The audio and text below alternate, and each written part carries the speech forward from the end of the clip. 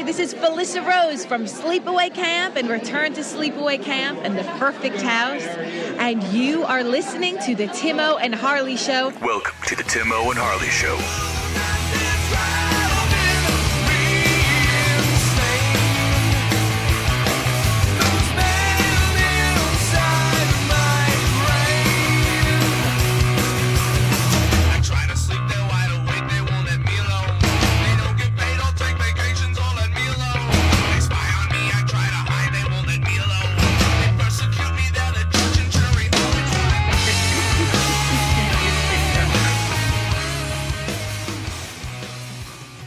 Thank you for listening to the Timo and Harley Show. I am Timo. Over there is my partner in mind crime, Mr. Ben Harley. Say hello, Harley. What is happening, people? Ben Eraserhead Harley. Oh, you went there, didn't you? I did. That's not bad. It's kind of got a ring to it. I try to ring every week. I try to give a ring.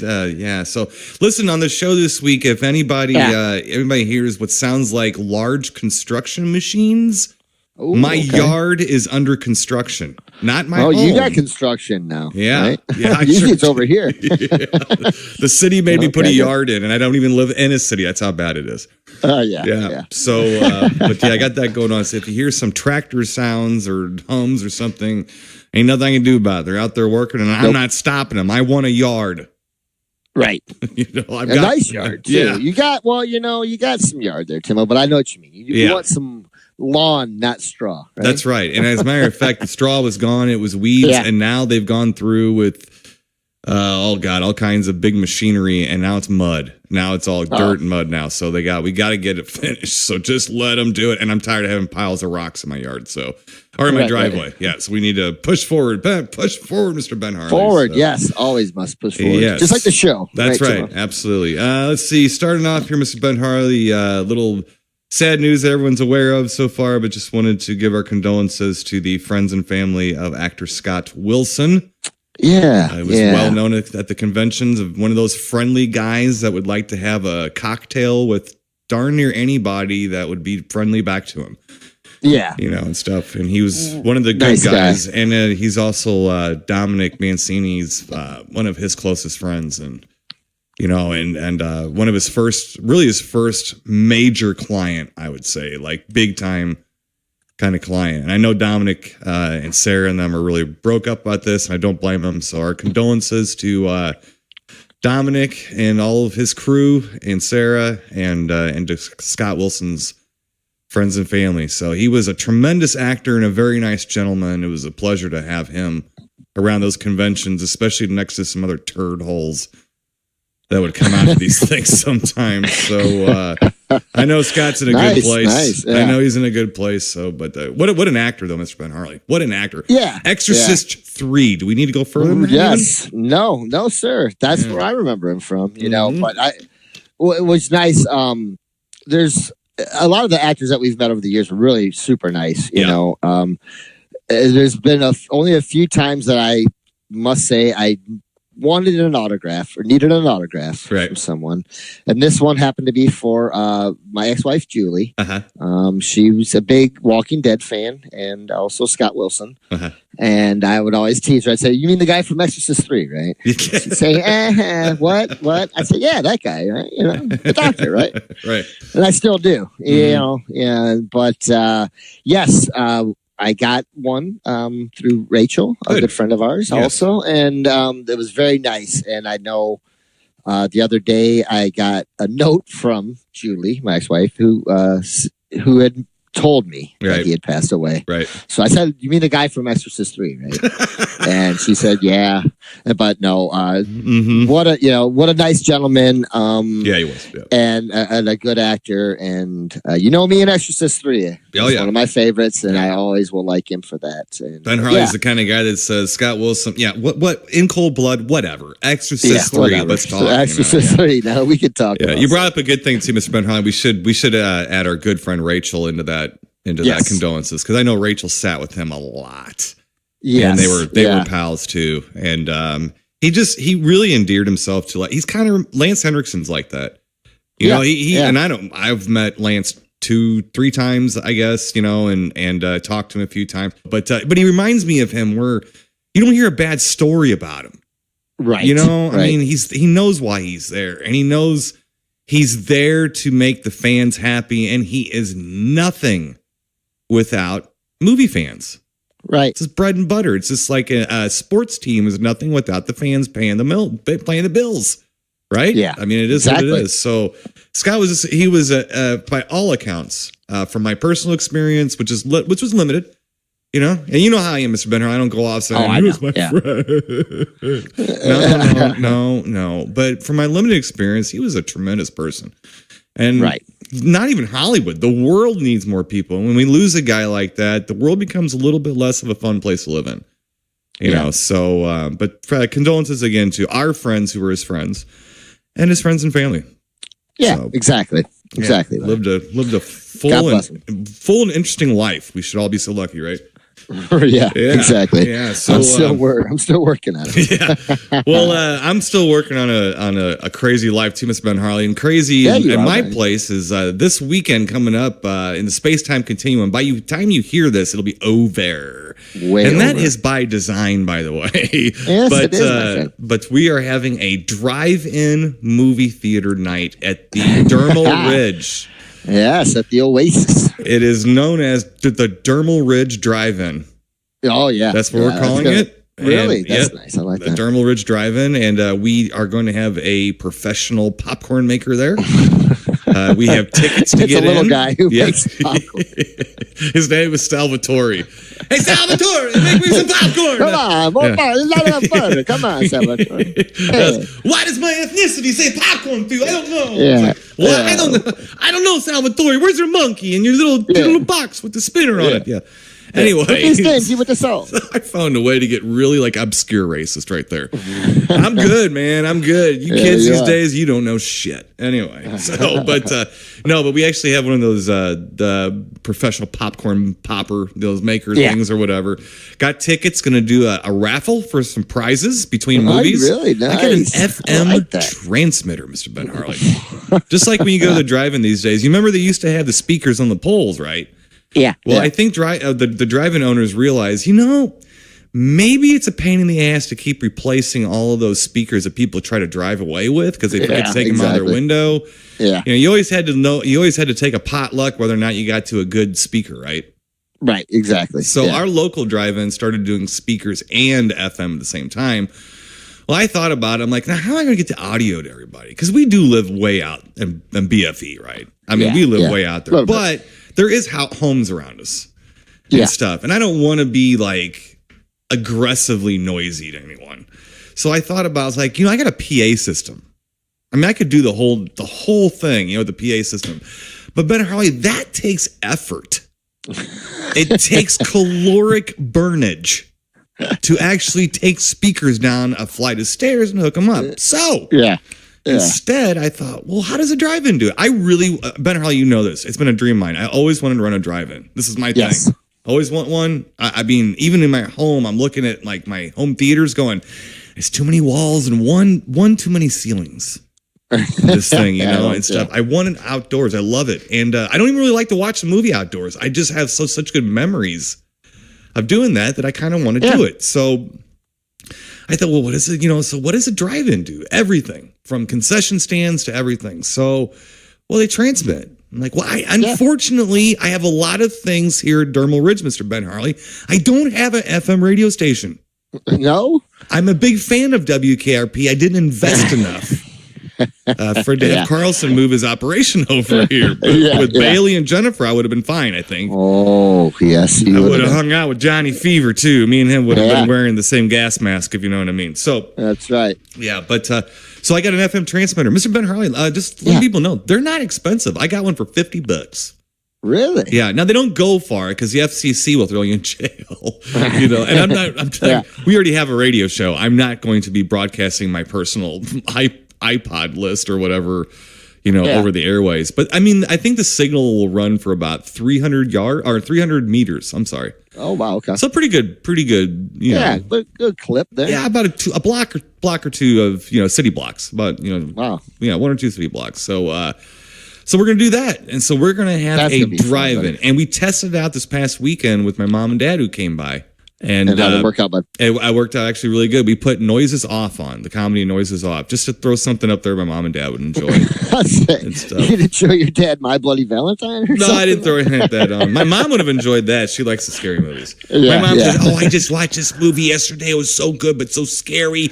I kept turning it back. I go, what is it?" She goes, "It's called Drag Me to Hell." My mother, who's 70 years old, is why I told you over the years. My mom's a closet horror fan.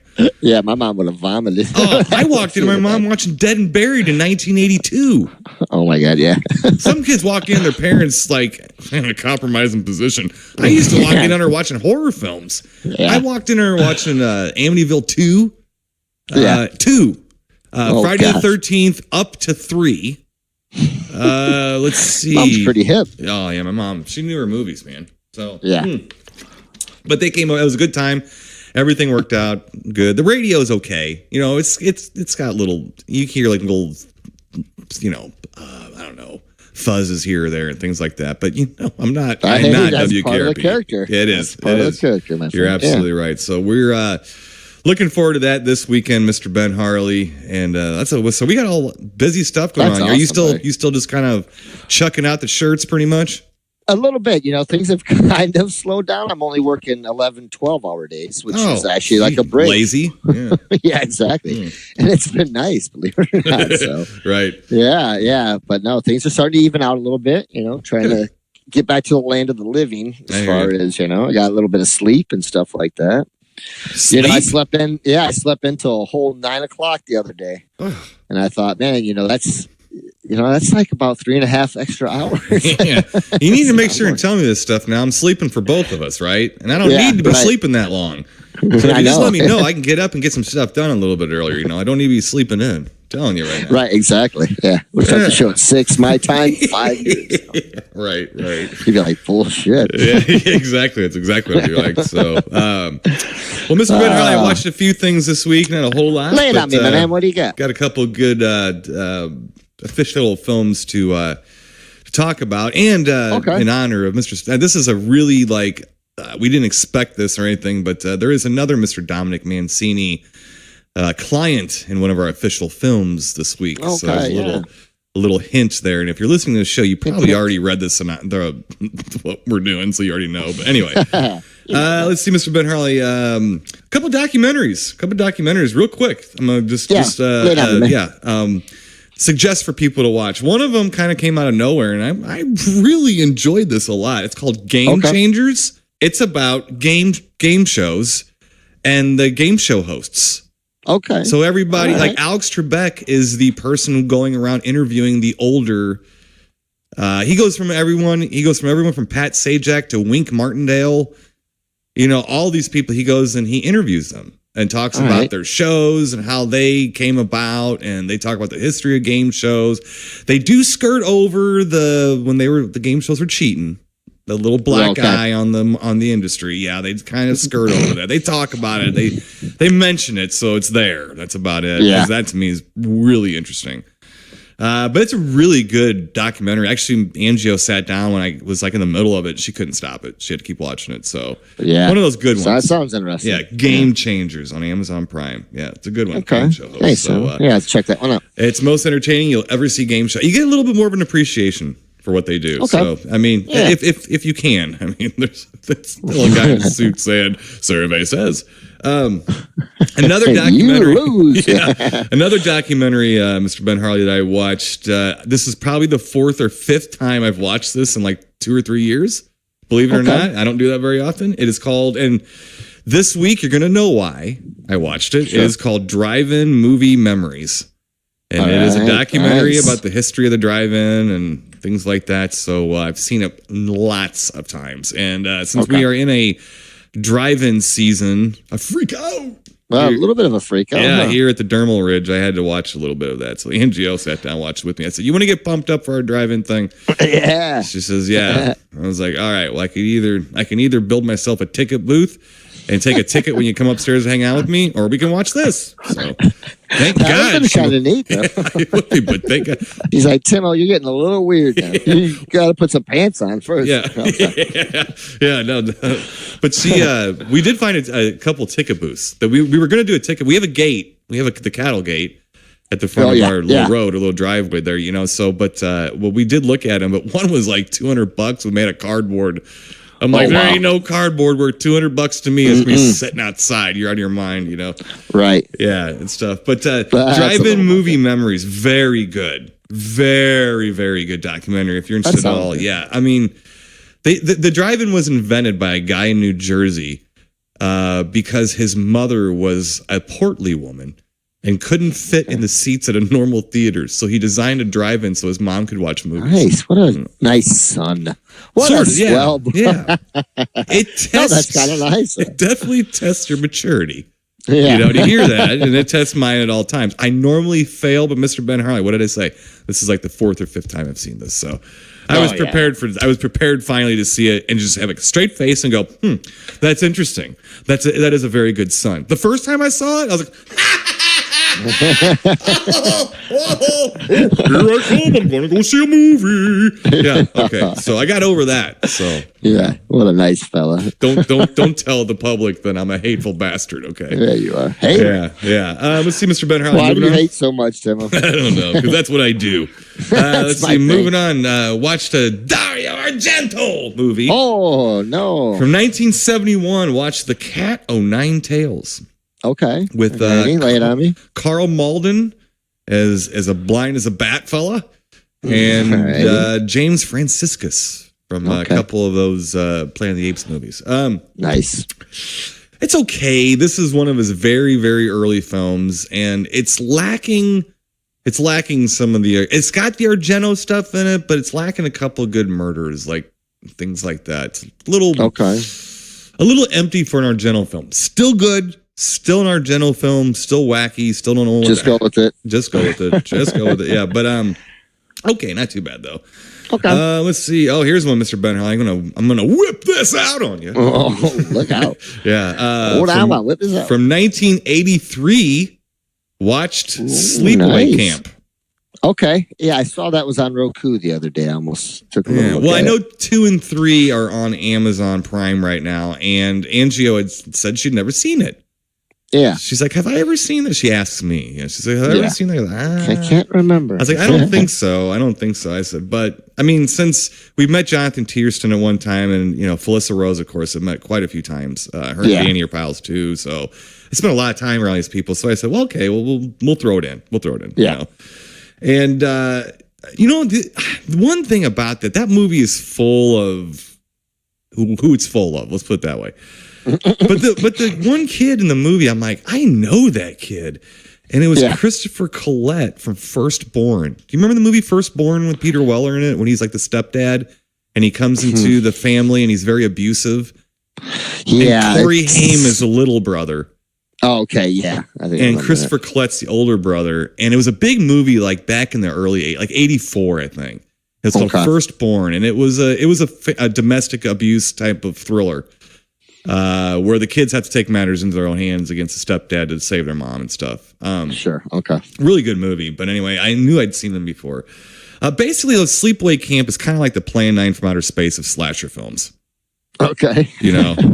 Yeah. Well, I mean, the acting is atrocious in it. You know what I'm saying? It's like a couple of the main people are okay. And you know what? A couple of the main actors are actually okay, but the directing is atrocious because they're just kind of like, what? But it's made to be a goofy, cheap movie. I'll tell you what, though, it made like 20 times what it costs to make. Really? Like at the box office, yeah. And I told the NGO, great movie. well, I told the NGO, I said, listen, the thing with Sleepaway Camp is this. It's the end. It's the very end. Nobody remembers any of the movie except for the very end of the film. Because I remember when I probably saw this in 86, 87, maybe the first time, something like that, on VHS at a friend's house. And we were watching it, and it was like, this is like, all right, I guess. I don't know. You know what I mean? We were just like, this is kind of like whatever. And then the last scene, my friend started dying laughing. Same friend we saw the Panther with, by the way. Okay. Friend started dying laughing, and I just had my eyes open like, whoa, what? You know? But anyway, it's what everybody remembers. But anyway, so the sequels are on there, so NGO was like, well, I haven't seen the first one, something like that. So, okay. But anyway, so it got us to watch Sleepaway Camp. Again, the Plan 9 from Outer Space is slasher film. Doesn't mean it isn't fun to watch every now and then. So is Plan 9 from Outer Space. It's a lot of fun to watch right now. Yeah. Last up, Mr. Ben Harley, I've been kind of waiting to tell you about this because I think it's something that you wanted to speak on a little bit too. I did finally watch again and finish Harbinger Down. Oh, okay. Yeah, with Lance Henriksen. I gotta tell you, did I not finish it? I don't think I finished it. Well, here's the thing. Jesus. I just don't like it. I mean, it's like a movie shot and directed by someone from the asylum, but the rest of the cast and crew is like top notch.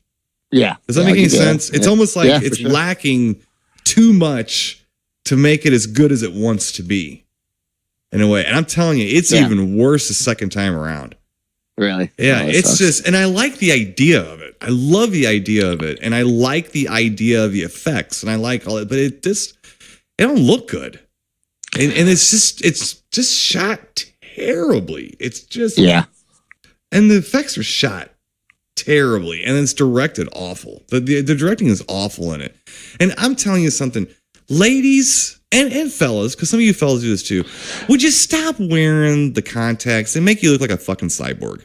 The contacts that make your eyes different color. Oh, I'm not a fan. Not a fan. And people think you don't notice it. It's like, you look like you're dilated. I mean, you look like it. You look like a cyborg. You're walking around going, hello, these really aren't my eyes. You know, I'm like, oh God, come on. That stuff makes my eyes water, actually. When I'm looking at someone wearing them. Yeah. But there's a blonde woman in it who's like, do you remember the blonde, the Russian? Russian. And clearly she had those whatever the hell they are, contacts in. It's like, ladies, stop doing that and stop doing the filters and pouty faces on Facebook. I hate to tell you this. It looks kind of sexy, but at the end of the day, dudes hate women who pout. Yeah. I mean, we hate it, so it's worse than a dude pouting. Yeah. And dudes pouting, I hate that shit too, you know what I'm saying? Yeah. But anyway, so I just don't like it, Harley. I mean, I really want to like it. I love the history behind the film of Harbinger Down, about the thing, prequel that came out, and these guys got kind of screwed out of doing it. They got Lance Henriksen in it. I mean, everything's right there. It's just not a good movie. Yeah, it's okay. And it wants to be good. If you didn't finish it, then... Yeah, it's okay. I mean... It kind of goes downhill. Yeah. I mean, it was just okay. That's about all I got out of it. But, some of the effects were all right as well. It did make me think a little bit of the thing in some respects, but there's just not enough of it. Yeah. It's not enough of it. Yeah. But... that's how I don't know. Yeah, I don't even want to talk about the other one either. I like the prequel of the thing, but that's just because it's so parts of it. Yeah, I just like how it's so like tied into Carpenters, and it's not saying we're trying to be Carpenters, but we're trying to make sure this fits exactly. with his. And I appreciate that. This clearly was made by people who love that first film, and whether or not you love that, I'm not saying I love the movie. I just like it. I mean, compared to the prequel. I don't love it, but I like it. I like it because I think it's very similar to it. Anyway, that's all I got, Mr. Ben Harley. You got anything? What? Yeah. I might have a few things. Let me look here in my bag of tricks. Hold on, Tim. I think I might. Boy. Oh, yeah. You never know what's going to fall out of there. My belt buckle. Yeah. Two things. First off, we'll start off. I get to watch movies in sections, kind of like reading a book, Tim, when you read chapters. Let's put it that way. I do that too sometimes. Yep. Yeah, but I noticed the other day, I was texting you. There was a few things on Amazon that I was curious about. A couple that I saw. There were a lot of Clint Eastwood movies that you also mentioned. I noticed that on there. A lot of Clint Eastwoods that went up. So a lot of good stuff coming up on Amazon Prime. Yeah. Yeah. But there was some horror movies. Lots of them coming up. Good ones. They had the Tom and Dreaded Sundown, which I do like, but I've watched it a few times over the last couple of years, so I might check into it. The remake, or the reboot? No, they have both. The original. Okay, the original. Gotcha. So, and then I know I asked you about the remake. Yeah. I know you had mentioned it before on the show, but that might have been a couple of years back. So, I don't know. I'm probably going to take the plunge only just because. I mean, I'm not expecting anything great. I from what I remember you telling me before, it's kind of like it's based like the true story did happen, but this is years later, right? Someone's like a copycat type thing. Well, it's in a universe where the movie exists. So the people in Texarkana, they know about the movie and everything, and there's a killer in Texarkana that's I guess a copycat of the movie killer, and they're thinking that maybe it has something to do. I mean, I'm not saying it's a horrible idea. It was a little odd, but I just thought that they dressed it up, but at the end of the day, it was just a run-of-the-mill boring slasher film. So I've only seen it the one time. I mean, some people liked it, and I like to give that out to everybody. Some people did like this movie. I'm not one of them. Yeah. I didn't really like it. I do like the first one. I do too. I know the first one is a mishmash of some stuff. It is. It really is. It's a little odd. Yeah. I mean, it's got some like slapstick comedy and Barney Fife type police work at times, and, which I like Barney Fife, but you know what I'm getting at. Yeah, I sure do. Yeah. But I still love it. I mean, it shocked me as a kid. It really did. I mean, when I was a kid, movies like that, Halloween and stuff, and of course, Jaws and things, stuff that's could happen. As much as I love my monster movies and Godzilla, a guy coming through my back door with a hood on, gonna shoot me, looking like Jason from Friday 2. Looking like or a giant shark coming up to eat me is a little bit more believable than Godzilla stomping on my shop. Here. True. Yeah. So that stuff as a kid, a youth. It shocked me. So I did like that movie. But yeah, I will take the plunge. So I'll be getting back to you on that. Okay. So the Amazon went through a couple, checked some other movies, put some on my wish list. One I did get to watch, like I said, a chapter in a book. Motel Hell. Okay. I know we've reviewed Motel Hell, I think, pretty early on in our career. Our vast career, and our vast catalog. Yes, of our career. Yeah. I've always liked Motel Hell.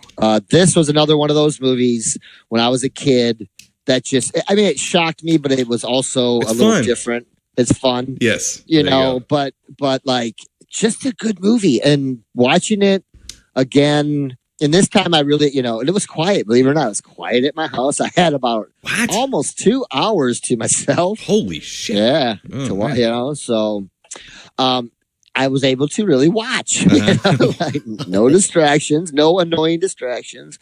And, I still think it's a good movie. Now, I know it's not one of those that, like, people like this movie a lot.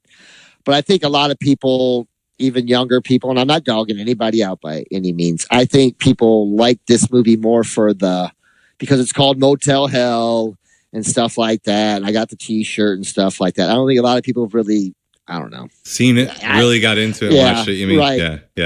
And it's I could be wrong. It's like the Misfits or something like that. Yeah. I got and I could be wrong. But this movie for me was one of the. I guess it's one of the pillars of my horror, genre, sure. I guess. It definitely, or I don't want to say it's the cornerstone or anything, but it's a pillar of, because I've always liked this movie. I still do. I even watched it the other day. I like the pace of this movie. I like the pace of this time period of the horror films and things like this. And also that this was one of those that went out on a limb. Now, it wasn't a Grindhouse movie or anything, and I'm sure there was Grindhouse films long before this one or a few years before this one. Oh, I think it's kind of a Grindhouse. I think so. I think it is. It has that feel to it. Does. It's a big one. But exactly. And I just remember it freaked me out. Not to the point where I'm like, not like how I guess maybe Alien did at points in that movie or Jaws or other things, but it still did. When a guy comes out wearing a giant pig head and with a chainsaw, and they're not after Trapper and Huckleberry, right? It's pretty shocking for a young kid, But I just like this movie. It's got some other racy stuff also. That for a young kid that was like kind of whoa, that's your grandpa. That guy's old enough to be your grandpa. Yeah, right. Yeah. But anyways, I do like this movie. I'm going to finish it up here, soon. What are you watching it on? Amazon Prime. Okay. I miss those style of movies, and now there's a lot of people are doing stuff now that's close to it. But I don't know. There's only going to be one Motel Hell. Yeah, it's an early like horror comedy. Yeah. A little more emphasis on the comedy. It is pretty early in that. I mean, and I think it's a little uncomfortable because there hadn't been like Reanimator and Evil Dead 2 and stuff yet. So it's almost like the energy and tempo hasn't quite caught up yet, but the ideas for it are there. And then, I mean, Rory Calhoun is he's just a wonderful old Hollywood actor. Oh, and to see him in that. And what's her name? Beulah Baldrick. What's her name? Yeah, she's good too, right? I love her. She's a good character actress. She's just one of them. She can play a slime ball or whatever. She's good. And then you got John Ratzenberger. You got Wolfman Jack in it. You know, I mean, it's just like wow. Yeah, the band. I thought it was Attila and the Huns, but no, it's Ivan and the Terribles. Ivan and the Terribles. Ivan and the Terribles. Gotcha. And John Ratzenberger's the drummer. Good stuff. Loved it. Last but not least, Timo, something I know you could speak of. Sorry. I got a little ahead of myself. I put my Bigfoot in my mouth. See what I'm doing there, Timo? Yeah, I did. Yeah. Yes. Bigfoot Odyssey, Tim. I was able to watch that also on Amazon Prime, and I think you watched that recently. Yeah. But the four horsemen of the old researcher guys, John Green and all those guys, cranky old what's his face. Oh God, he is. I don't know his name. You see what I'm saying? That's why I said I can't pronounce his name. I can't remember what it is. Yeah, right. I don't blame him though on certain things, and he made some really good points throughout the whole thing. Some of it was over the top, but one point that he made, he's like a lot of the researchers nowadays, he doesn't do much with them. And this is This is 1999, I think, when this was made. So, I mean, a lot has changed in the Bigfoot world in 20 years, man. You know what I mean? But I liked his point. He says a lot of these younger researchers want me to collaborate with them, which means they want to come in and let me show them all that I've done in the last 40 years, 30 years, whatever, and then collaborate. I understand completely what he means. People have done that to me. Oh, we should collaborate. Yeah, so you can come in here and use all my equipment and have me teach you everything, and that's your collaboration. Sure. Yeah, right. Right. So I understand where he's coming from. And basically, this documentary follows, the four guys of the four horsemen of the Bigfooting world. Right. And they don't get along. All get along. No, they don't. Because remember, I told you they all went on an expedition, like in the 50s or something. That was the oilman. Yeah, Tom that was expedition. right. Yes, that was financed. Yeah, but his name was Slick, right? Like Tom Slick. Yeah, oilman That's from so Texas. Hilarious. An oilman named Tom Slick. God bless that guy. You know what I mean? Yeah. And oilman named Tom Slick. You can't write these things, Tim. Hi, I'm a frogman in the Navy. What's your name, Kermit? Right, exactly. Exactly. Yeah. Anyway, but so they all. I'm a frogman in the Navy. What's your name? Richard Frogman. Yeah. What the fuck? Are you serious? Well, I just thought it was interesting. Like, and you understand what I'm saying? I can't figure out what really happened. Like, why they really didn't like each other, because they basically said, I think John Green, who was the most calm out of all of them, he said yes, I liked him too. Yeah, when you have this many people looking for Bigfoot, you're obviously a stubborn natured person. And you get four stubborn natured people, they all want to go their own way. And that's what he said. I think that was they very all have their own diplomatic. Ideas and, the other guy wasn't so diplomatic. But he said the same thing too. A lot of them guys, a lot of it comes down to as far as killing one. Are you saying it's an ape or an animal, or is it human? Because if you say it's an animal and it's ape-like, then it's up for being killed.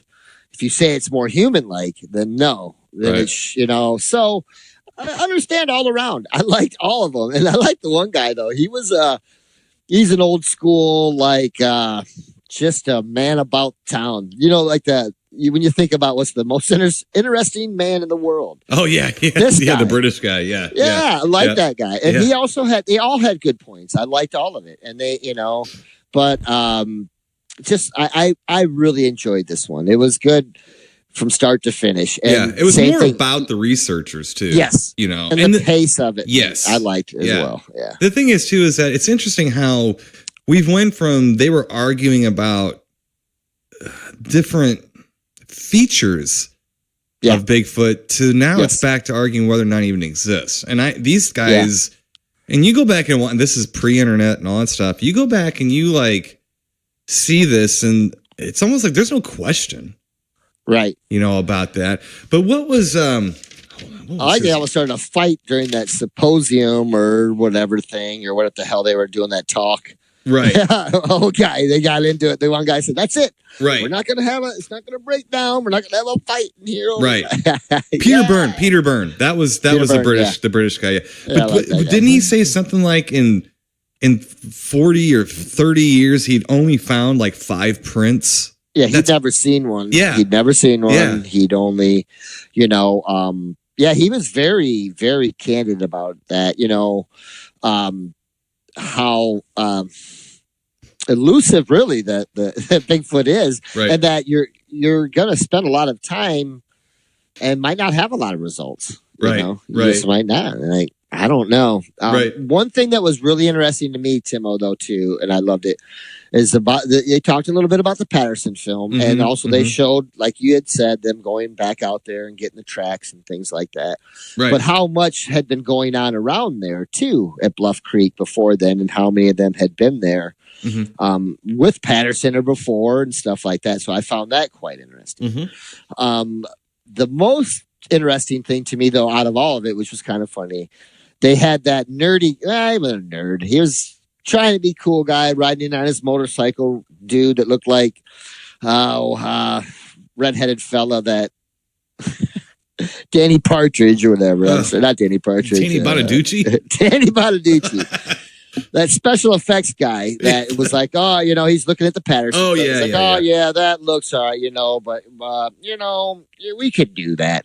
I don't think so, nerd. And then what was cool, they showed the guy who was like the main ape guy. God, I can't remember his name, but he was the guy who had made a lot of the suits for the most famous, stuff back in the 50s, 60s. And it showed him out there in one of his ape suits, what looked pretty damn good.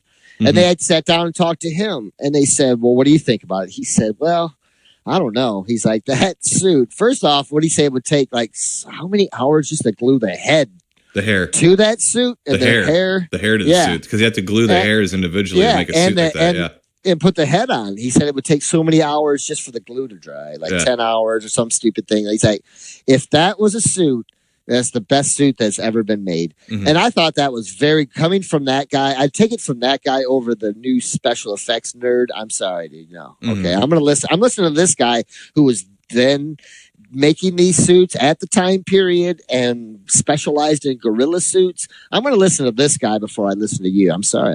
I am. And that for me, that was a really interesting point, because that for me is I'm getting to the point, Timo, where the Patterson film is becoming the main focus for me anymore. I can't show you any other pictures or anything else that you're going to go, oh yeah. No, I can't. You're not going to believe it. No one's going to believe it. And what else do we have to fall back on anymore? So, well, in 1999, also remember it's frustrating. Yeah, they could only clean that up so much. Yeah, and I got to tell you, in defense of the special effects guy, the first time I saw, and remember, I'm an old horror fan. I was buying Fangorias when I was 8 years old, watching special effects, Dick Smith, Tom Savini, all these guys. I was watching what they were doing. And so I loved it. I loved monsters, and I loved how they made them and stuff like that. The thing is that I thought the same thing. I thought, well, it could be, but it sure looks like a guy in a big costume also. The difference is that as the years have gone on and they've really been able to get more out of that footage, they've drawn more out by different kinds of filters and different kinds of enhancements and stuff like that. There's things I still say. The one thing to me I can't get over is the webbing on the arm, like on your armpit. If you're like right underneath your shoulder and in front of your arm, you got that like webbing, and it's the part that really hurts when they hit it with a tattoo needle, because I got mine hit. But it's like kind of like on the back, the little web you got there, a flab, basically. That's when you're like, oh, I need to stop eating McDonald's so much. That's getting a little flabby, little. It's got a little turkey neck there, little turkey neck under my arm.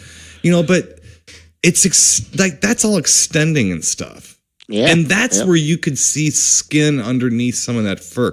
That was a game changer for me. The hand opening and closing was a game changer for me.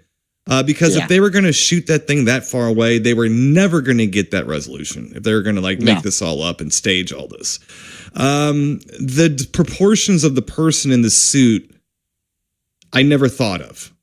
Right. And that was the first thing that I learned that really gave me pause.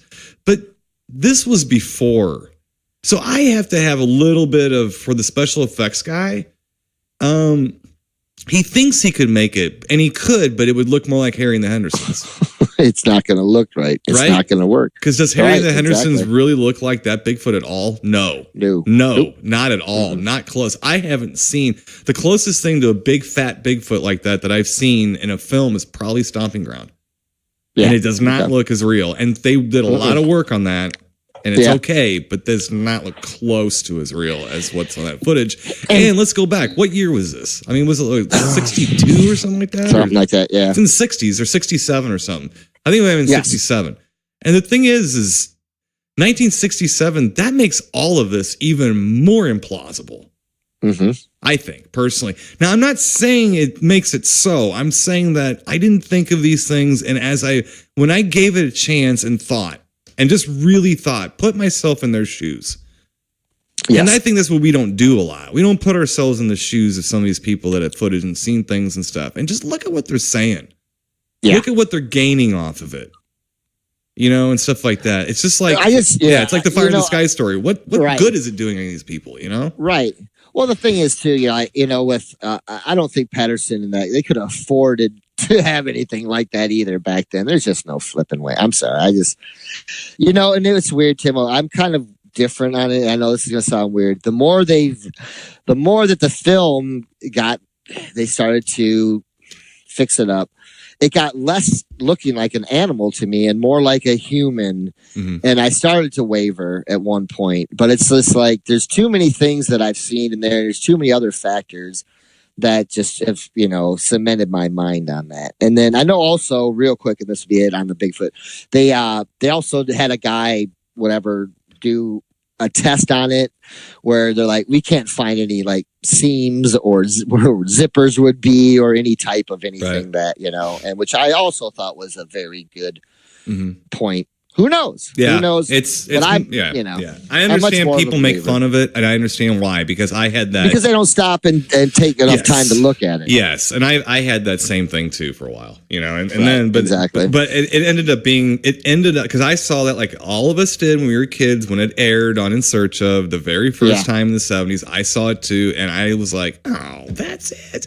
And then it's like, even then, I'm a little kid. I didn't believe it. I was like, and I'm a little kid loves monsters. Yeah. I just didn't believe it. And then as I'm getting older, I'm looking at it with I'm more talk about not believing shit. I don't believe anything anymore. Yeah. And I'm looking at this going, man, I don't know. I mean, if it's a fake, why didn't Patterson, before he died, tell anybody? Why prolong this? I mean, it's been made fun of so much that why would you keep putting it out there? I mean, it's like, oh boy, well, that hoax didn't work. People are making fun of me. Right. I don't know, man. I mean, like, we go through this a lot in the show, but it's like, I still think that living out here, and I've talked about this in the show a lot too, the noises are off the table. They're off the table. Forget it. I'm sorry. If you heard, anytime, that, I hear that all the time. I'm serious. I hear whoops. I hear this. I hear that. They're owls. They're different birds. They're animals fighting. There's a lot of different things. And it's not, I'm sorry, but I live in this shit. Yeah. The woods makes a lot of noise, and it makes a lot of strange, loud, booming, crashing, knocking noises constantly. Right. Constantly. The funny thing is too, I don't know. I don't think you were with me here, but at Angio's mom and dad's house where we shot Stalking Bigfoot. Yeah. I was outside. I heard tree knocks, and it was driving me crazy. And it was like, I'm like, what the hell? And I looked around. It was a tree blowing in the wind that was partially cracked. Yeah. And it took me about 15, and you know what? It was on their driveway where I was standing, and it took me 15 minutes to figure out where the sound was coming from. You know why? Right. Because wind carries sound. Yeah. So the tree was basically being a ventriloquist. Yeah. Okay. Now, I was blown away by that. So you're right about this footage. I think that I think I said this before on the show, and it was hard for me to say it. I'll say it again. It's not easy for me to say now either, because I'm kind of a pessimistic bastard. Right. But I'm telling you right now that if Bigfoot exists, I'm pretty sure that's it. That's one of them. Yeah. Oh yeah, I do too. So and it's there and it's on screen. It's on celluloid. Yeah, it is. It's a good little documentary though, Mr. Ben Harley. Yeah, I liked it a lot. I liked it a lot. Now, Timo, I'm going to do something new here. We'll just be short since I didn't have a whole heck of a lot. Okay. Now, I know we're in the space-time continuum, Timo, but today happens to be October 9th where I'm at. I don't know where you're at. I'm in the space-time continuum. Yeah. Right. Yep. So I want to do a little something real simple. Today in horror history on October 9th in the space-time continuum. All right. A couple movies were released you might like, Timo. In 1974, Shanks was released, right? I know you know this one, The Grim Reaper, was released in 1981, but it was filmed in Italy. You'll enjoy this in 80 as Anthropophagus. That way, Timo. Mm-hmm. All right, just a couple more real quick because we don't want to get too far into the future, Timo, right?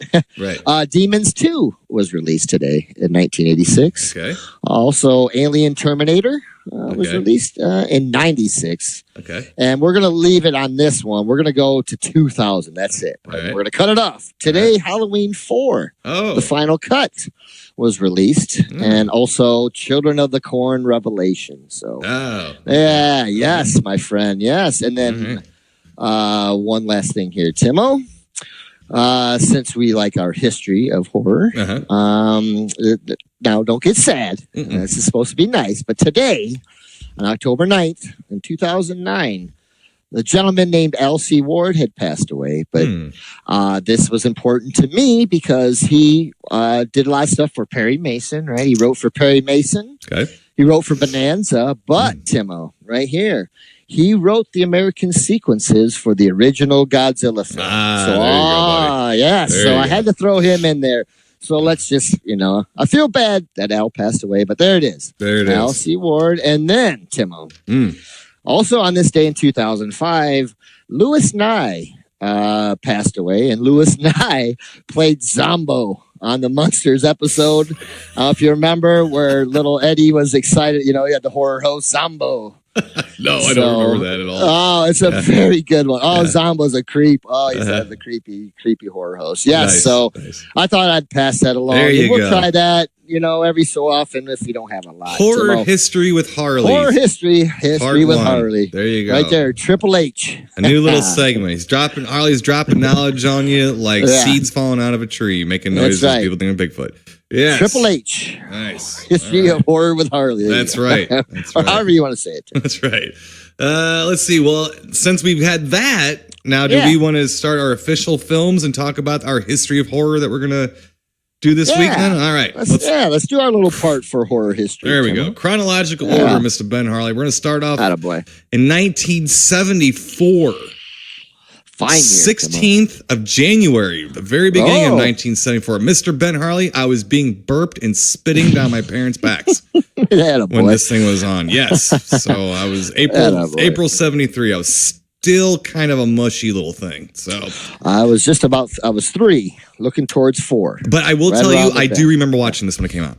I'm joking. Oh, yeah. No, I'm totally kidding. I bet you do. The movie is Scream of the Wolf. Yeah, Scream of the Wolf. Directed by Dan Curtis, who did every TV horror thing ever.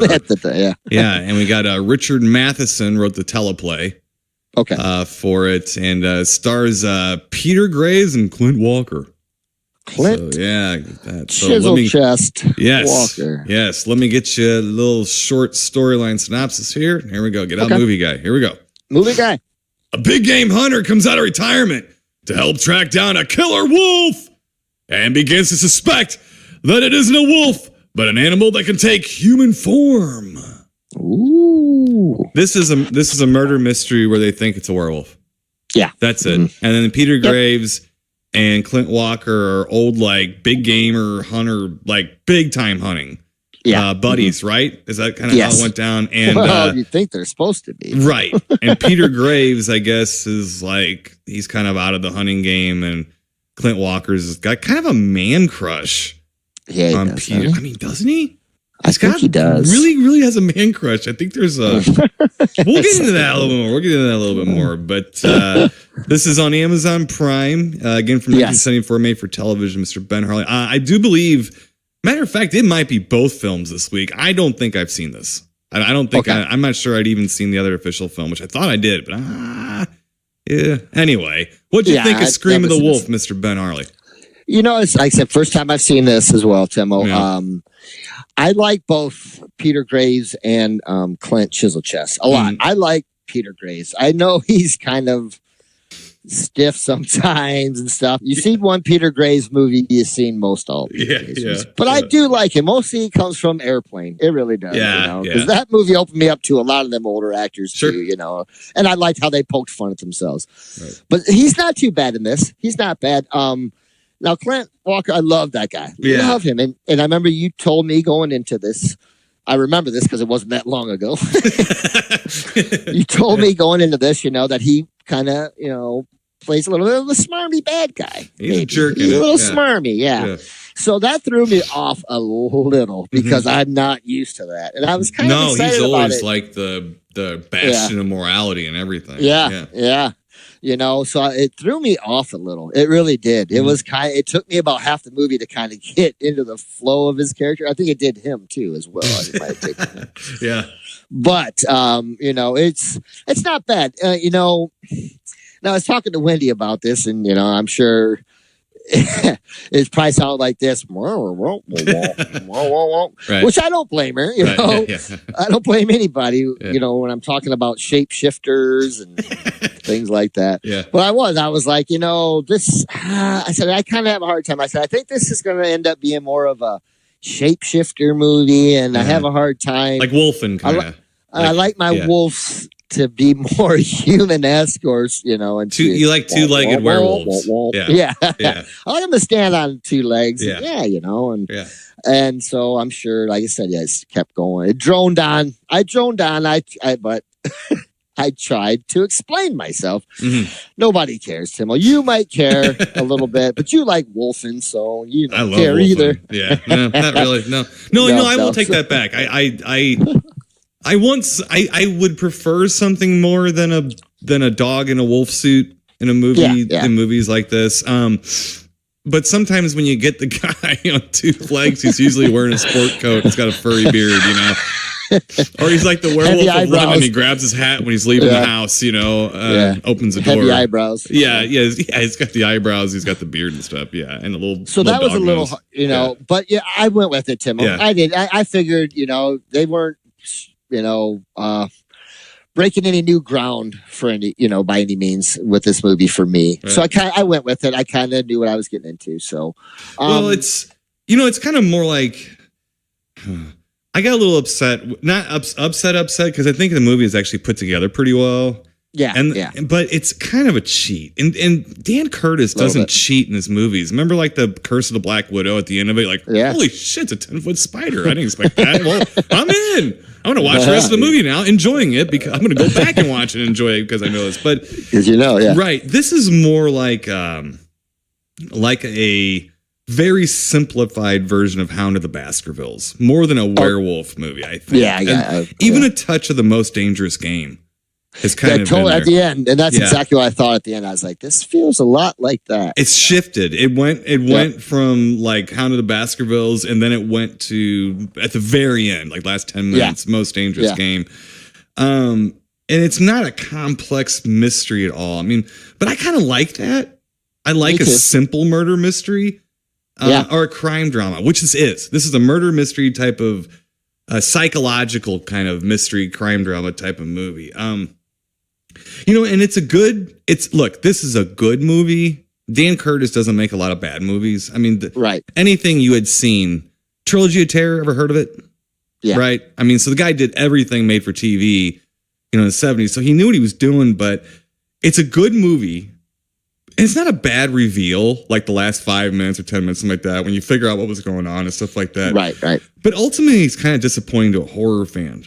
Like I think the Hound of the Baskerville story can be kind of disappointing, even though you're watching a Sherlock Holmes story, but you just want there to be a werewolf. To this day, I'll watch a version of Hound of the Baskervilles and go, maybe this time. Maybe this time, maybe this time it's going to be a werewolf. I mean, they take liberties with everything, so I'm thinking, just take a liberty with this one thing for me. You take them with everything I hate. So why don't you do this, But it's like, kind of the reason to watch this really is Clint Walker as a jackass and Peter Graves and his glow in the dark hair. Yeah. I mean, because that's nice the damn arm wrestling thing.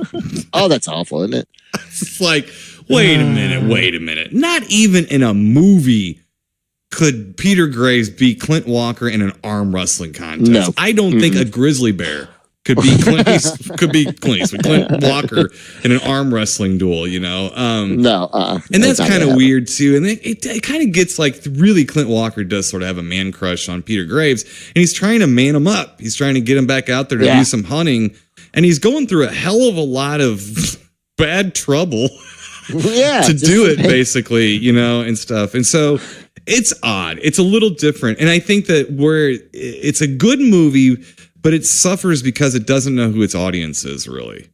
Sure. And that sounds about right. Yeah. And I mean, so it's like, for me, I mean, you can speak on this more, but I'm just throwing this out there. For me, it's a very tepid, mild grape ape up only because, like I said, we got Clint Walker being a jackass and Peter Graves and his glow in the dark hair. And it's like, it's hard not to. And the sheriff guy, Philip Carey, I like that guy too. He's an old, I do too. He's an old, but see, I didn't think this was going to be a cheap movie.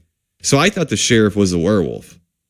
Yeah. He came off as that at one point. Because he kept asking, what's this about werewolves? What's this about? He was really curious when I was like, oh, they're setting this up to be him being the werewolf. They're hiding him well, but I think he's it. And then I find out, because the only other answer would be a Hound of the Baskervilles type thing. I just didn't think.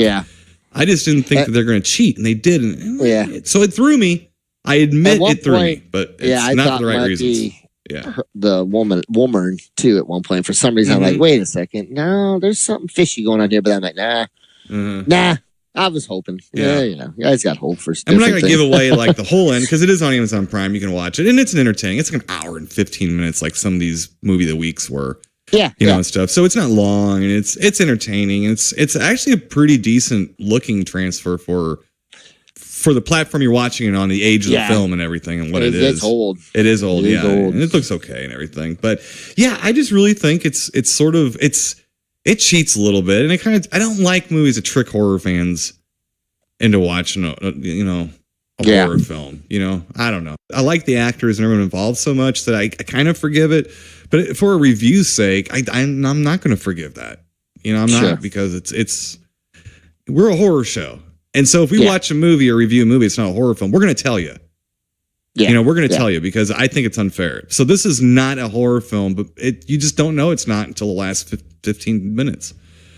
Or so and stuff like that. But for me, it's like a really mild grape ape up, mostly for the people involved. And it's not a bad film.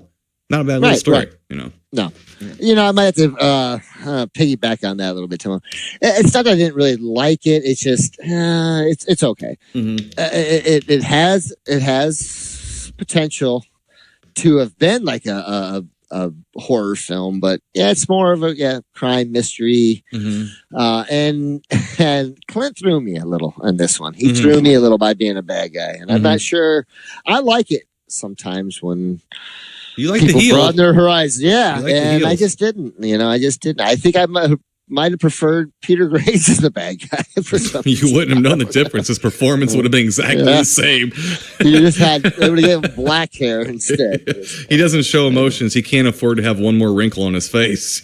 No. You can't do that. I said, me, I love Clint Walker, but that guy has a 5 o'clock shadow at 8:45 a.m. He's got the Homer Simpson going on, Oh my goodness gracious! And it was working overtime in this one. Okay, hey, he's a bad dude. He's a bad dude. I could do a lot worse to look like him. I'm telling you right now. I love that voice too, man. I love that voice. He's got a good voice. Good gravy. Sure. I like mine. So so 2 real mild grape, mostly for everything involved, but really it's hard to do anything more on this show because it's just not. It's not horror. Yeah. And sometimes, like when we did Osterman Weekend, well, that's not a horror movie either, but it's not telling you it is. You know, it's not like there's no like mysterious werewolf about, you know, something like that. This is kind of tricking you a little bit. A little bit. And I don't mind the twist tricks where it becomes a horror film. I don't mind a twist trick if it's not who you think it was. This is not what you think it is, you know. So, but and I have a hard time with that. Yeah, and especially with werewolves. Don't monkey around. I know. That was bothering me. You gotta give me. Yeah, but hey, I can get around it. Well, there is a beast in it, you know, and stuff. So but it rips the hell out of some people. It sure does. Yeah. Oh man, I'll tell you what, it's strong too. That thing must weigh like 500 pounds when it was beating up cars and stuff like that. You don't want to be caught on a road anywhere, like out in the middle of nowhere. Right. In this movie. Right. Well, let's get to our next official film, Mr. Ben Harley. This is from 1987. I mentioned at the top of the hour or the top of the show about Mr. Scott Wilson. It was Dominic Mancini's client, and then we already picked this movie before it happened, before Scott Wilson passed away. But this was another one of Mr. Dominic Mancini's clients. It stars one John. I do believe it's pronounced Jarrett, not Jarrett. Okay. I'm going to say John Jarrett because I think it's John Jarrett. Yes, that sounds a little better. It does, and from the Wolf Creek films. What he's best known for, at least. This is called Dark Age. Yeah. Dark Age. We are continuing on the Timo and Harley show, our Aussie film, Freak Out. We are on a little bit of a We are. Let me get you a storyline Last synopsis. One was Canadian, Timo, so we're moving right over to Australia, right? We are. We're spanning the globe. So let me get you. So both Canadian and Australian are very weird, so you know where we're going. Yeah. I'm going to side with the Australians, though. They got cooler cars. Okay, so this is a storyline synopsis. This is a DVD Bob special. So I'm going off the back here of Mr. DVD Bob's Blu-ray. We found some good stuff through that. We sure have. But not very good storyline synopsis, unfortunately. So let me see. So buckle up. Let's see what's going to happen here. Yeah, and see what's got written. Here we go. Movie guy, come on out. Let's do your storyline synopsis for Dark Age through the prism of DVD Bob. Okay, here we go. A classic tale of terror from the golden age of Aussie exploitation.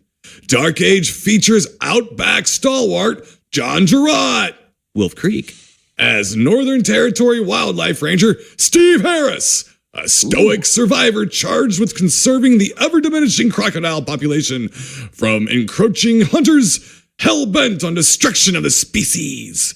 Ooh. Faced with a formidable opposition from gung-ho hunter John Besser, Max Phipps, road warrior, Steve is joined by girlfriend Kathy, Nikki Coghill, the Time Guardian.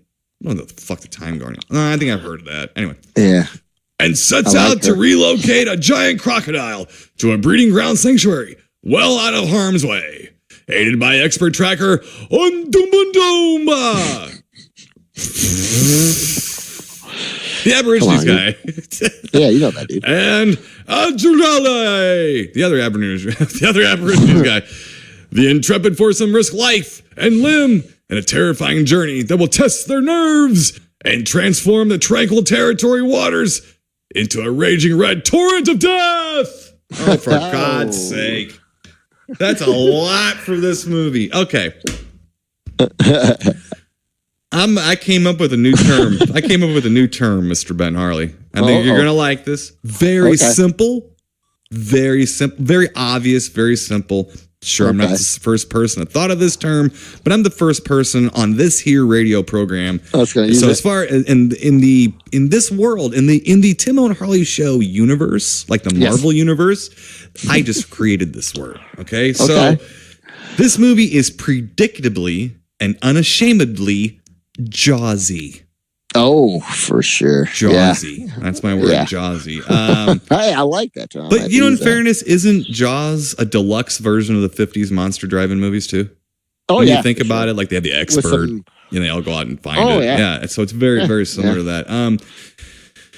Yeah, so this Australian from 1987, they have a crocodile problem. John Gerard is, yes, a wildlife guy that's in charge of making sure. Steve Harris. Yes, making sure he's playing bass in Iron Maiden on the side. And yeah. Yes. And yes. Right. And so, but there's a really, really like, I think that the crocodile's been like splitting a lot of wood. Pretty stiff. It looks sore. He looks sore from a lot of activity. It looks like the Jaws or the shark in Jaws 4. No, let's not. Yeah. I don't want to bring it up. Yeah. So it's what you think, and it's very Jaws like in an Australian way. Outback. Yeah, an outback kind of way. And but then it kind of switches over into like conservation, like kind of, I don't want to say nerdy. It's not nerdy to love your environment, but we're in a horror film here, folks. I mean, I don't want to save a 50-foot crocodile that eats people. I'm not really that. I think we're doing all right, crocodiles. There's a few of them out there, you know. Yeah. You could probably take care of this crocodile. If you stuff it, you can go see them all the time. Well, according to the film, it's immortal. Because they do everything to the damn thing, and all it does is go, what's that? Oh, yeah, here you go. Yeah, so you have to kind of creep up on it for it to kill you. But yeah, so it kind of. What'd you think, Ben Harley, of Dark Age, the crocodile opus operandi? Well, Tim, I don't know if my synopsis is going to live up to opus by any means. But are you going to tell me the croc was stiff? A little bit. Okay. Well, not quite as stiff as the Aborigine crocodile. What's behind me, dance? Yeah. I don't know what the hell that was. Yeah.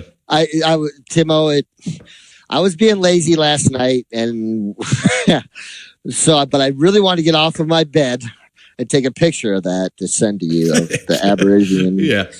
What's behind me, dance? Yeah. I don't know. But I just didn't happen. Timo, I'm a guy who loves these type of films. Yeah. I love. And I also love to pick out the Jawsy parts. Did you say Jawsy? Was that it? Was that the word Jawsy? That's the word. Jawsy, yes. Learn it. Love it. It's not because you're from Jersey. It's Jawsy. It's Jawsy. Jawsy. Yeah. Okay. All right. Jawsy. Yeah. See, yeah. And it's funny because I love to pick up on their certain parts.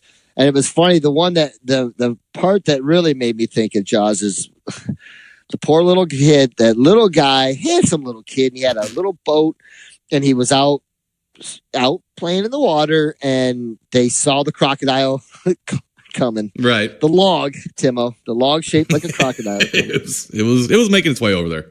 Yeah. Yeah. And the girl that I liked in the movie, she's cute. She ran from like a hut all the way to try to catch the kid, right?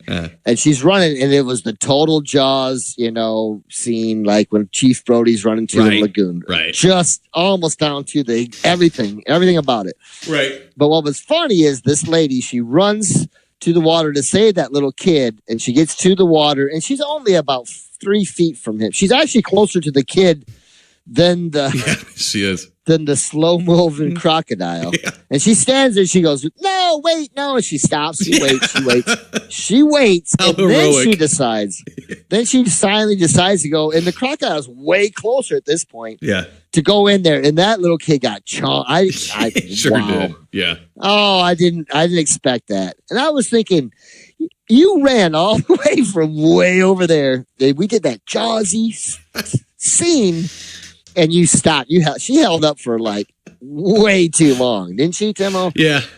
I think she did that for me. I think she did for me because I actually, Angio was horrified. I stood up and cheered. Yeah. I knew you had something. Yeah, I got the kid, and Angio looked at me like, this might have been a bad idea to marry you like 20 years ago. I don't know about this, Yeah. I'm just like, poor Chance. Chance has no chance. Yeah, right. He stays out of the water. So, as long as he gets eaten in video games constantly. So, Yeah. It's that's definitely a Jawsy scene. The other Jawsy scene was when the Aborigines guys and John Gerard, I think they're out on the boat and they're trying to lasso or something They harpoon the thing and it's twice. dragging the boat. Yeah. It's dragging the boat around and stuff. And really, it's funny is that I don't know. Like Ben Harley, I do have a degree in engineering. Have we talked about this ever on the show? You are an engineer. Yeah. And I had taken a lot of physics courses, and I don't understand how the boat can move faster than the crocodile that appears to be pulling it, because it moves it. It still ain't fast,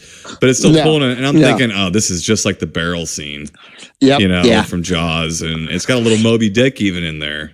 Oh yeah, you know what else I thought about, Timo? Old Man in the Sea. Yeah. Oh yeah. Yeah. There you go. Yeah. Spencer Tracy. So, yeah. Mm-hmm. Now, Timo, I like the Australian films. I like films about giant crocodiles. I like films with guys in boats being dragged by Leviathan type creatures. Right. But there was a certain point in the film that I got tired of seeing two certain Aborigine fellas in not even really what you call loincloth, I guess, but more like a diaper. A wet diaper. What's an Aboriginal person doing wearing a turban on his crotch? Yeah. So after a while, I started to check out. You know what I mean? I really did on that scene. Yeah. I could only see so much of the boat being pulled. And what's funny is they give up. They're like, "Whoo, that was a wild ride. Oh, it's just a wild ride." And then the next morning, it's light out, and what happens again? That boat gets pulled again. Yeah. Oh my God. But Tim, this movie kind of sucks. Okay. But I'm in. I'm in because it's a giant crocodile. It's a lazy crocodile. Yeah. But I guess if I was immortal, I wouldn't give a shit either. Right. I'm going to get there when I get there because I got time. I got time. Yeah, I got time. I got time to get there. So I did appreciate that. Yeah. Come on. Yeah. Come on. I've been here since the dawn of time. I actually think it's not a horrible film. But the crocodile parts could have been handled much better, like in Jaws. Yeah. But that seems to be the Achilles heel of these Jaws ripoffs, is the actual attacks and stuff. And I think I discovered why. I was thinking about why is this? Why is it? Because the movie's there. It's a little. It drags. There's too much human drama. That does drag it down a little bit. Sure. But what is? And I know what it is. It is missing a Verna Fields. Yeah. And Verna Fields was the editor on Jaws. Yep. And she edited that because I guarantee you one thing, that crocodile and that shark in Jaws ain't one better than the other. As far as how good they were. Not much. How good they're built. No, I like the Jaws. I like the shark in Jaws. I don't think it's as fake as people do. But I don't either. That's because it's edited very well to make it look like it's moving very fast. They only when it's underwater, it looks much better too. Right. Well, they only had a couple of edited scenes. I mean, the crocodile does. You do go in its mouth. They do show that and stuff, and that's okay, and that's kind of cool. Yeah. But they kind of edit it bad because when Max Phipps, the dickhole poacher, is getting killed, it's almost like Bela Lugosi in Bride of the Monster or something. He just basically jumps into its mouth and goes. And he spins himself around, and they do have a tight. They do have a tight roll. Yeah, they do have a tight shot. But I think actually Jaws being edited like that. I think that a woman editing, not just a woman, but extremely talented woman editing Jaws served it very well because she got an Academy Award. Spielberg didn't. Well, yeah, I'm just saying it served it very well because it was edited from a woman's perspective, and it's a macho movie. Yeah, it's a machismo macho movie, so what I think it did is it rounded that film out very well. Can you imagine the mountain of garbage that she had to go through because the shark didn't work, or when the shark worked, some of that crap that she had to. Yeah, I can imagine. She's probably "Oh God, let me get this done as quick as possible. I don't even want to look at that other stuff." Right, and I think that it's missing a Verna Fields, and I think that I know why they were there, but Max Phipps, who played Toady in Road Warrior, he was a dickhole poacher. And I like him, yeah. But I think he was a little unnecessary. Yeah, in a way, or he was too integral. Well, the guy gets his arm bit off, and then he's just out the next morning. Yeah. He's out there with an axe fighting the alligator. Who the hell was he? The Black Knight and the Holy Grail? What the hell? Seriously? It's just a scratch. Yeah. It's like, pour some beer on it. Let's go. Come on. Rub a little dirt on it. We'll be good. Get out there. Seriously. And that's what it came off as, a little bit. But like I said, and I didn't mean to kick this movie, but you know what I mean? But like it's not a great film. No. But for a guy like me who I've been beaten over the head with Jaws ripoffs over the years, and some of my favorite movies have been so-called Jaws ripoffs. Mm-hmm. But like this one, it did have it. It tried. It tried with the Aborigine guy to be kind of more of a Quint type esque. I mean, he wasn't Quint, but I'm just saying he's telling you this thing's badass. It's going to kill you. It'll eat you. It's immortal. Don't do it. Right. It's protective. Don't do it. We're trying to save it. Don't do it. They got the other guys like Chief Brody. They tried everything with the boats that they could with Jaws, but it didn't bother me. It really didn't. I didn't, But it also makes me appreciate the movies a lot more, like Orca and Grizzly, because out of all those, there's not too many, and I will stand behind this, not too many of those Jaws ripoffs that are, you don't think of Jaws that much or are that scary. Right. Jaws is scary for one reason, because for me, it's not so much the shark and the way the shark looked and what Spielberg wrote and the Indianapolis scene. You know why Jaws scares the shit out of me, Timo? Because it was shot at water level, most of it. Right. And that's you feel like you're in the water with it. Yeah. It's scary. Yeah. Now that, there's a problem like with some of these other movies that you can't really do that. But Grizzly, when I was a kid, Grizzly scared the hell out of me. Yeah. Scared me a lot because I went camping. Scared me. Freaked me out. I don't go to the Amazon too much. So, now piranhas and alligators, I'm not too worried about. But like those things scare me. So this one, it didn't bother me as much, but same thing. It just, it needed, like you said, Timo, it could have been maybe streamlined a little bit better, edited better, and it could have probably been a little better of a film. I didn't mind it though. Yeah, it wears its year in its sleeve. 87. I really think it does. It wears its year in its sleeve pretty good. It's interesting to see John Jarratt that young. Yeah. I don't know. I mean, he's not bad. He's not. No, I mean, actually, he turned into a very good actor.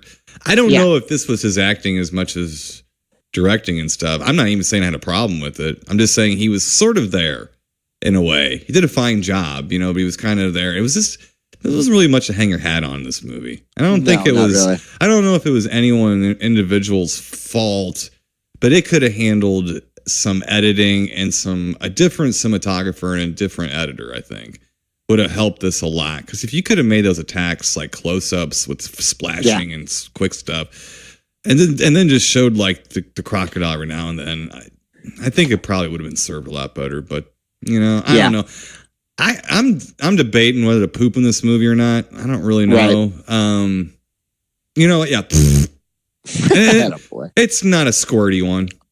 No. It's one that goes down easy. It's one that, but it's. I'm just saying, I can't even it's just not a good movie. It's a movie the kind of movie we like.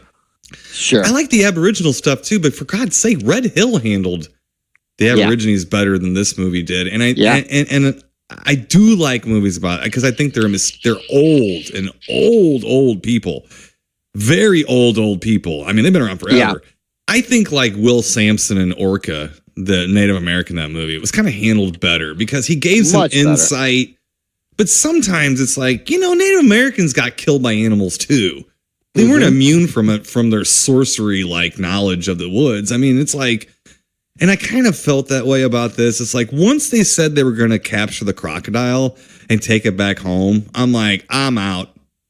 Yeah, and I think that's really why ultimately I pooped on this movie. If they would have just ended it with a big crocodile fight, like a fight with John Jarratt and the poacher and that, and if they were just doing it to save the town or just whatever, I probably would have at least went, it's okay. Because I do look personally, I like John Jarratt a lot. I got some time to hang out with him and Dominic and Danny Hicks on a Thursday night once at the bar. I mean, him and the four of us sat around. We talked for a little bit. He's a really nice guy. I can't understand a word he says, and I'm pretty sure he's making fun of me the whole time. And it was fine because I make fun of people too, so it was cool. I deserve it. And then me and Angio came up to his table later in the show, and he talked to us for quite a while and everything. Very nice. Very no filters. He'll tell you what he thinks. If he thinks you're fake, y'all lose some weight, y'all. You're back good looking. You know, it's like, okay, fine. But yeah, I like the guy and I like him as an actor and stuff. But what a huge guy too. He's big, man. God, is he? I go up to his shoulders. Yeah. Wow. I'm going to have to poop on Ben Harley because it just falls apart. I mean, it just falls apart. It's just not there. It's frustrating. How about that? Is that a good way to put it? Frustrating. Hey. Yeah, I'm fine with that. That sounds about right. What are you gonna do? I can't poop on it really. I got enough enjoyment out of it, really. Okay. You know what I mean? I did, but not like this. Is not one I'm going to go back and watch anytime soon, or really. I mean, I might put it in someday if I'm printing or something. 10 years from now. Right. It's not, so it's a good DVD Bob special. It looks good and everything. It's very good. And so there's nothing wrong with it, nothing wrong with transfer. It's just a movie where, look, I really think I'm just tired of being even mildly preached to in a movie. And when I see these people take a crocodile that just ate a bunch of kids and stuff, and let's take the noble animal back. Shoot him between the fucking eyes. He just ate that little kid, that poor little kid. All he wanted to do was float his boat, and he ate him. Yeah. What do you think the crocodile's going to do? He's going to come back. Yeah. He's going to eat that. If he's around, he's going to come back. You know, I mean, come on. Yeah. So, anyway, but so you're just going to, what are you doing? You're going, you on the fence? A little, yeah. All right. And I apologize, Mr. Gerard and Dominic. I don't know if he likes this movie. I got a funny feeling. I don't know. I like the idea of it, and there's things there, but watching it today, I'm like, it doesn't really hold up. It needs to be edited hardcore and shot and lit different. But I think it really handles the Aborigines people like a grade schooler will. It's just a little too syrupy, kind of in that way. It's a bit of a naive film, I think, in a way, and I don't really like those very much. But anyway, so I'm gonna poop on it, unfortunately, and I'm sorry about it. But hey, it's the way it is. Yeah. And we got two real mild grape apes up, very tepid grape apes up for Screaming the Wolf. Yeah. And next week, Mr. Ben Harley, I don't know if we're gonna get.